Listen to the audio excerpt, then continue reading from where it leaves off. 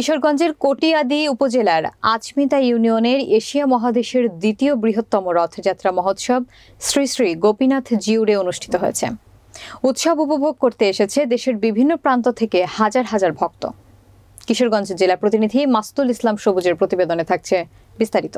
মহা উৎসবে বাবু স্বপন কুমার সাহার সভাপতিত্বে প্রধান অতিথি হিসেবে উপস্থিত ছিলেন কটিয়াদি পাকুন্দিয়ার সংসদ সদস্য অ্যাডভোকেট সোহরাবুদ্দিন। বাবু দুলাল বর্মনের সঞ্চালনায় বিশেষ অতিথি হিসেবে উপস্থিত ছিলেন আলহাজ মঈনুজ্জামান অপু, কটিয়াদি উপজেলা নির্বাহী অফিসার মোহাম্মদ ওয়াহিদুজ্জামান, কটিয়াদি মডেল থানা অফিসার ইনচার্জ মোহাম্মদ দাউদ, রিটন খান, কটিয়াদি পৌরসভা মেয়র পদপ্রার্থী মোহাম্মদ সিদ্দিকুর রহমান ভূঁইয়া, উপজেলা vice chairman Badrul Alam Naim, Achmita union পরিষদের চেয়ারম্যান মতিউর রহমান সহ অন্যান্য নেতৃবৃন্দ। আচমিতার গোপীনাথ বাড়ি থেকে শুরু হয়।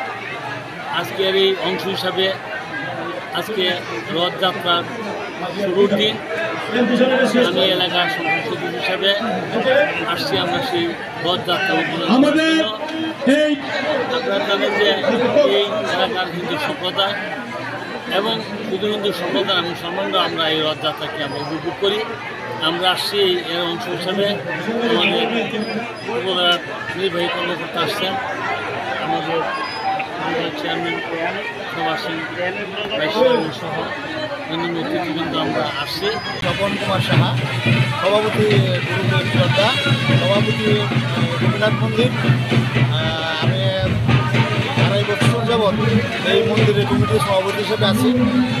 প্রায় ঐতিহাসিক দিন থেকেই 16 শতাব্দীর আরও আগে থেকেই এখানে মন্দির সুষ্ঠুভাবে পরিচালিত হয়ে আসছে।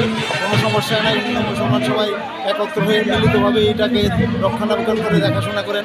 এখানে রথ উৎসব হয়, আষাঢ় মাসে রথ হয়, আপনার এই মাঘ মাসে বার্ষিক অনুষ্ঠান হয়, তারপরে এই চৈত্র মাসে বাসন্তী পূজা হয়।